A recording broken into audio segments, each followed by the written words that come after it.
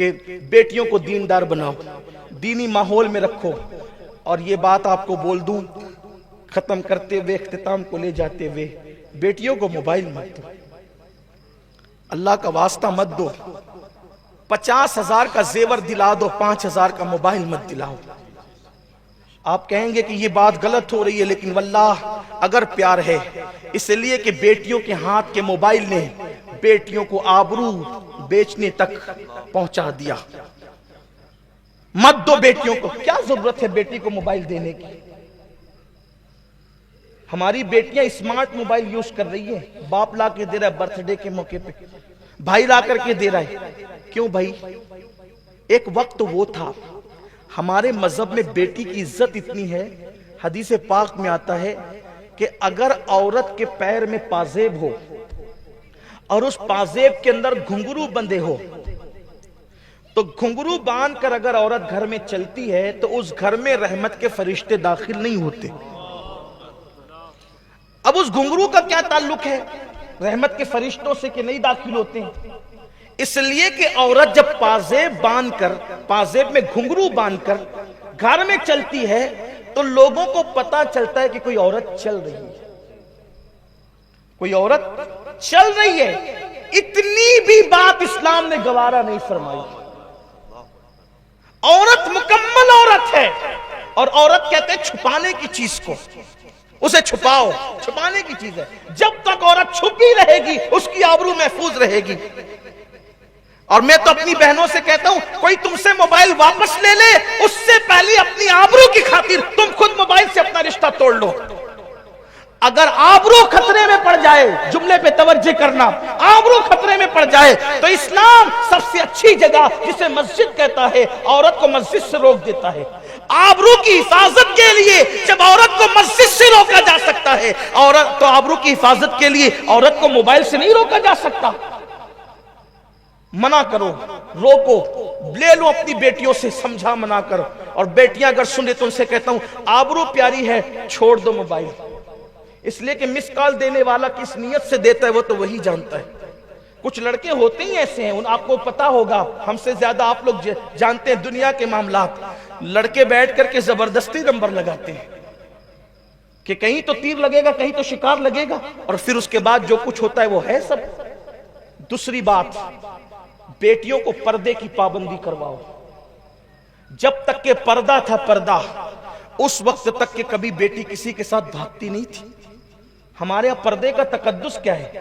چچا کے بھائی، چچا کے بیٹے کے ساتھ پردہ، یعنی چچا زاد بھائی کے ساتھ پردہ، پھوپھی زاد بھائی کے ساتھ پردہ، مامو زاد بھائی کے ساتھ پردہ. سوچو، دیور کے ساتھ پردہ، جیٹ کے ساتھ پردہ. یہ پردے کا مزاج. اور جس گھر میں عورتوں کو پردہ نہیں کروایا جاتا، میرے آقا فرماتے جنت کے اوپر لکھا ہوا ہے کہ جنت دیوسوں کے لیے حرام ہے. جنت کے دروازے پہ لکھا ہے جنت دیوسوں کے لیے حرام ہے. حضور فرماتے ہیں جس گھر کی عورتیں پردہ نہیں کرتی، مرد پردہ نہیں کرواتے، وہ مرد دیوس ہے. دیوس، نہ ان کی نمازیں قبول ہے نہ ان کی دعائیں قبول ہے. اگر ہماری گھر کی عورتیں آدھی آستین کے کپڑے پہن کر گھوم رہی ہے، آپ تہجد پڑھتے رہیے، کوئی فائدہ نہیں ہے.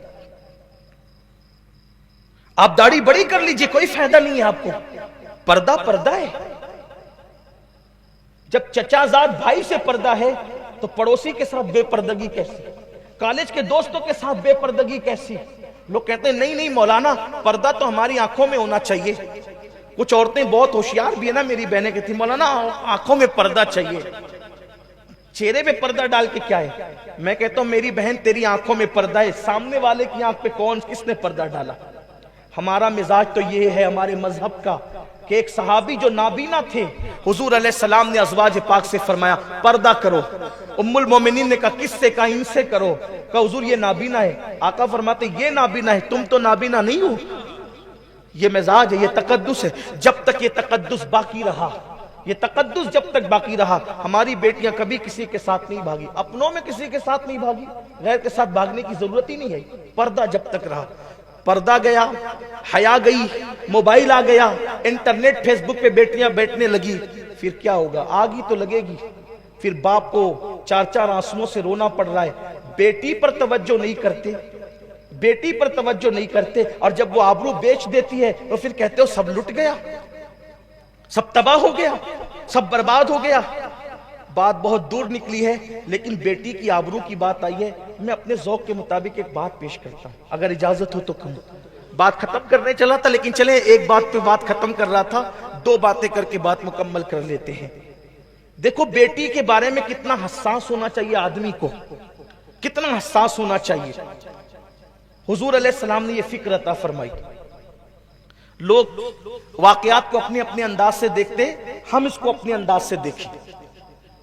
آپ کا ذوق ہے، جس انداز سے حدیث کو دیکھیں گے آپ اتنے جواہر پارے اس سے نکال سکیں گے۔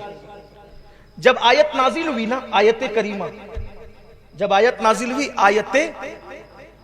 آیت مباہلہ، وہ آیت کریمہ جو نازل ہوئی آیت مباہلہ، جب وہ آیت کریمہ نازل ہوئی اس میں یہ تھا کہ یہ عیسائیوں سے کہیں یہ اپنے بیٹوں کو لائیں، اپنی عورتوں کو لائیں، یہ خود آئے اور آپ بھی خود آئیں، اپنے بیٹوں کو لائیں، اپنی عورتوں کو لائیں، آپ بھی۔ تو حضور علیہ الصلوۃ والتسلیم نے جو ہے ان لوگوں کو بلایا کہ بھئی تم بھی اپنے بیٹوں کو لاؤ، ہم بھی اپنے بیٹوں کو لاتے ہیں۔ ابناءنا و ابناءکم، نساءنا و نساءکم، انفسنا و انفسکم، یہ آیت کریمہ جب آئی تو بیٹوں کی حیثیت سے حضور اپنے بیٹوں کو لے کے چلے، حسنین کریمین،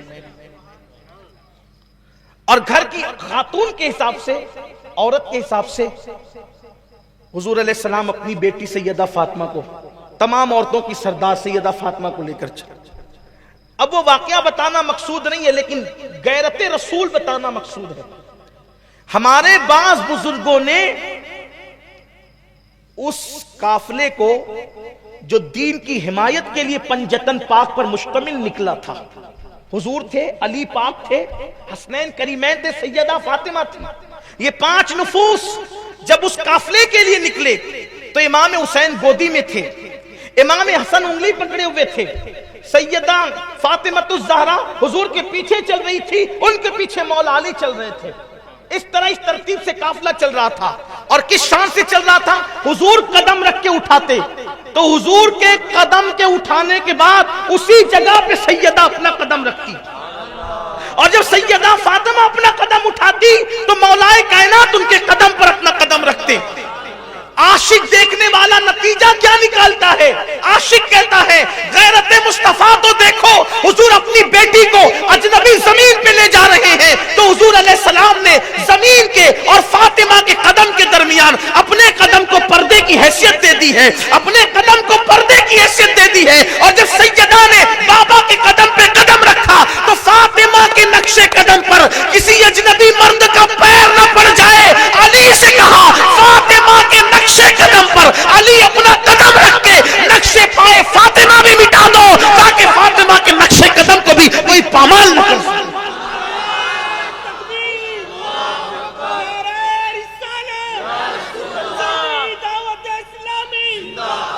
یہاں تو بیٹی سہیلی کے گھر 3 رات قیام کرے، باپ کو فکر کیا؟ گئی سہیلی کے یہاں، ٹور میں جا رہی ہے اسکول کے ساتھ، کالج کے لڑکوں کے ساتھ گئی وہاں۔ بیٹی سب کو پیاری ہوتی ہے، لیکن بیٹی سے پیار کا مطلب یہ نہیں کہ آپ اس کو آوارگی کی راہ پہ ڈال دو۔ اللہ کے حبیب صلی اللہ علیہ وآلہ وسلم نے غیرت عطا فرمائی۔ اور جو آخری بات عرض کرنے چلا تھا وہ یہ، اسی پہ بات ختم کر دوں کہ قصوروار ہم بھی ہیں کہ ہم نے غریبوں کا خیال نہیں کیا، مفلسوں کا خیال نہیں کیا، بیٹیوں کا خیال نہیں کیا۔ ایک واقعہ ہے آرٹیکل جس کا ذکر کر کے بات مکمل کرنا چاہتا ہوں، یہ کہ ایک شخص تھا، ایسی بیماری میں مبتلا ہوا جب اس کو روز دوائیاں چاہیے تھی۔ کچھ بیماریاں ایسی ہوتی ہیں جہاں روز دواؤں کی ضرورت۔ میرے ایک دوست ابھی کرونا میں انتقال کر گئے، جب میں ان کے گھر گیا تعزیت کے لیے تو احباب نے مجھے بتایا کہ یہ ہر مہینے 25,000 کی دوا کھاتے تھے۔ اس دن مجھے احساس ہوا کہ ایسے بھی لوگ دنیا میں ہیں جو مہینے کی 25,000 کی دوا کھاتے ہیں۔ تو لوگوں نے کہا کہ اس سے زیادہ بھی لوگوں کے اخراجات ہیں دواؤں کے۔ اللہ کی شان ہے، اللہ جس کو جو چاہے مرض دے دے، کوئی عیب کی بات نہیں۔ مرض ضروری نہیں ہے کہ گناہ کی وجہ سے آتا ہے، کبھی مرض اللہ اپنا بنانے کے لیے بھی دیتے ہیں۔ اس لیے کسی مریض کا کبھی مذاق نہیں اڑانا، کسی مصیبت زدہ کا کبھی مذاق نہیں اڑانا، لیکن اتنا ضرور کہتا ہوں اگر اللہ نے دیا ہے نا تو اپنا ہاتھ سدا اونچا رکھو۔ اونچا ہاتھ رکھنے والوں کو خدا کبھی غریب نہیں ہونے دیتا، غریبوں کو نوازنے والوں کو خدا کبھی غریب نہیں ہونے دیتا۔ غریب نواز کے غلاموں اپنی فکر بناؤ، کبھی ہانڈی میں اتنا کھانا نہیں بنائیں گے کہ گھٹ جائے، ہماری ہانڈی میں کھانا ہمیشہ اتنا بنے گا کہ پاس پڑوس والوں کو بھی پہنچے۔ اپنی جیب میں اپنے خرچے کا لے کے نکلو تو 10-20 روپے زیادہ لے کر نکلو، کوئی حاجت مند ہوگا تو اس کے ہاتھ میں تھما دیں گے۔ لوگوں کی ضرورت پوری کرو، اللہ تمہاری ضرورت پوری کرے گا۔ ایک بہت بڑے بزرگ کا قول ہے کہ میں نے لینے والے کو کبھی سکھی نہیں دیکھا اور دینے والے کو کبھی پریشان نہیں دیکھا۔ دینے کے عادی ہوں، ایک سکہ ہی دے سکتے ہو تو دے دو، ایک لقمہ ہی دے سکتے ہو تو دے دو، آدھی کھجور ہی دے سکتے ہو تو دے دو، دینے والے بنو۔ اور سب سے زیادہ دینے کا ثواب کس کو ملتا ہے پتہ ہے؟ اپنے رشتہ داروں کو۔ جس نے رشتہ داروں کو دیا اللہ اس کو ڈبل ثواب دیتا ہے، ایک تو رشتہ نبھانے کا ثواب، ایک تو صدقہ کرنے کا ثواب۔ رشتوں کا خیال کرو، بہت خیال۔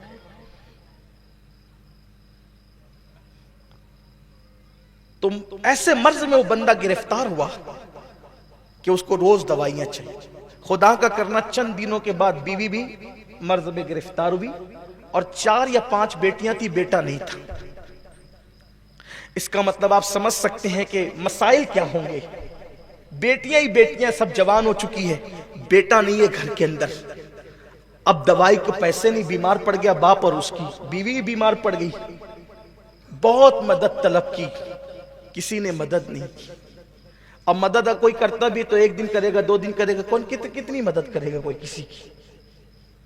ایک دن اس لڑکی نے، بہت حساس تھی، جوان بیٹی نے یہ فیصلہ کیا میرے باپ کی دوا کے لیے چندہ مانگتے ہیں ملتا نہیں، بہنوں کی شادی کر رہی ہیں، کچھ کوئی سانس لینے کے لیے تیار نہیں، آج میں اپنی زندگی کا ایسا فیصلہ کروں گی کہ میری زندگی لٹ جائے چلے گا، لیکن میری بہنوں کی شادی عزت کے ساتھ ہو جائے اور میرے باپ کی دوا کا انتظام۔ اس نے منہ دھویا، اس کے پاس پھٹا پرانا برقع تھا، وہ برقع اوڑا اور چپکے سے گھر سے نکل گئی، اور گھر سے نکل کر کے چلی اور وہاں جا کر کے بیٹھ گئی جہاں پر عورتیں اپنے حسن کا سودا کرتی تھی اور اپنے جسم کو بیچا کرتی تھی۔ یہ ساری چیزیں یوں ہی نہیں ہوتی، مجبوریاں انسان کو اس طریقے کے کام پہ مبتلا کرتی، اسی لیے کسی مجبور کا سہارا بنو۔ کبھی کبھی حج کرنے والے کو وہ مقام نہیں ملتا جو کسی مجبور کا سہارا بننے والے کو مقام مل جاتا ہے۔ وہ چلی گئی اور جا کر کے بازار حسن میں بیٹھ گئی۔ جب کوئی آتا حسن کا شیدائی تو دل کی دھڑکنیں اس کی تیز ہو جاتی، لیکن عجیب سی بات تھی کہ جب بھی کوئی اس کے قریب آتا اچانک اس کی نظریں جھک جاتی، آنے والے کی نظریں جھک جاتی اور وہ اس کو چھوڑ کر کے کسی اور کے پاس چلا جاتا۔ لوگ آتے رہے جاتے رہے، حالانکہ پورے بازار حسن میں سب سے زیادہ خوبصورت وہ لڑکی تھی، لیکن کسی نے اس کو دیکھا تک نہیں، تکا تک نہیں۔ وہ اپنے برقعے کو اتار کر کے بیٹھی ہوئی تھی، آج اپنا چہرہ کھول کر کے بیٹھی ہوئی تھی، لیکن کوئی اس کو دیکھ بھی نہیں رہا تھا، کوئی اس کو تک بھی نہیں رہا تھا، لوگ آگے ہی چلے جاتے تھے۔ بالآخر یہ ہوا کہ رات آدھی گزرتے گزرتے پورا بازار حسن سمٹ گیا اور ہر آنے والا کسی نہ کسی کو لے کر کے چلا گیا۔ یہ اکیلی تھی، بہت روئی، آئی تو تھی جسم بیچنے کے لیے کہ بہنوں کی شادی کرا دوں گی اور باپ کے لیے دوا کا اچھا انتظام کر دوں گی، لیکن اس میں بھی میں کامیاب نہ ہو سکی، بہت روئی، حالات کی ستائی تھی، قسمت کی ماری نہیں تھی، حالات کی ستائی تھی، اس لیے کہ قسمت اس کی بہت اچھی تھی۔ میں یہاں بھی کامیاب نہیں ہوئی، روتے ہوئے پھر اس نے برقع اوڑا، گھر کو چلی۔ گھر میں تو قیامت بپا تھی، آدھی رات ہو چکی تھی، پہلی مرتبہ بڑی بیٹی گھر سے غائب تھی، باپ رو رہا تھا کہاں گئی، ماں رو رہی تھی کہاں گئی، بہنیں رو رہی تھی کہاں گئی۔ दरवाजे पे दस्तक हुई तो दिल की धड़कनें घर के अंदर तेज हुई। दरवाजा खोला गया तो बाप ने बिस्तर से उठते हुए कपकपाती हुई आवाज में कहा, कहां थी? बेटी बाप के कदमों को पकड़ कर कहती है, बाबा पहले माफ करो फिर बताऊंगी कहां थी। बाप की आंखों में खून उतर है, कहा कहां थी लेकिन ये तो बता। कहा बाबा गई थी बहुत गलत काम करने के लिए, बज़ाहिर नाकाम लेकिन हकीकत में कामयाब लौटी। कहा क्या हुआ? कहा कि आपकी दवा के लिए पैसे नहीं, बहनों की शादी के लिए पैसे नहीं, तो मैंने सोचा था कि अपना जिस्म बेच दूंगी, पैसे कमाकर बाप का इलाज कराऊंगी, बहनों की शादी कर दूंगी। लेकिन बाबा अल्लाह की कसम तेरी बेटी आधी रात तक बैठी रही, मगर जो आता उसकी नजरें खुदा जाने कैसे झुक जाती और वो मेरे करीब से गुजर करके चला जाता, किसी ने मुझे देखा भी नहीं। उसके बाप ने अपनी बेटी को सीने से लगाते हुए कहा, बेटी अल्लाह की इज्जत की कसम तू तो एक रात बैठी थी, अगर पूरी जिंदगी की रात भी तू वहां बैठती तो इंशाअल्लाह तुझे कोई कभी नहीं देखता। उसकी वजह यह है कि मुझे अपने नबी के फरमान पे यकीन है कि मेरे नबी ने फरमाया, कमा तदीन तुदान, तुम जैसा करोगे तुम्हारे साथ वैसा ही किया जाएगा। तेरे बाप ने कभी किसी औरत को पाप की नजर से नहीं देखा, जब तेरे बाप ने किसी को पाप की नजर से नहीं देखा तो मेरी बेटियों को पाप की नजर से कैसे देख सकता है? मेरी बेटी तुझे कोई कुछ नहीं कर सकता था, मुझे यकीन है। लेकिन यहाँ ये बात मैं कहना चाहता हूँ, इस तरह की कितनी बेटियां होगी है ना जो अपनी आबरू को बेच रही होगी, कितनी बेटियां होगी। और कयामत के दिन जब हम जैसे लोगों से पूछा जाएगा कि तुम लोग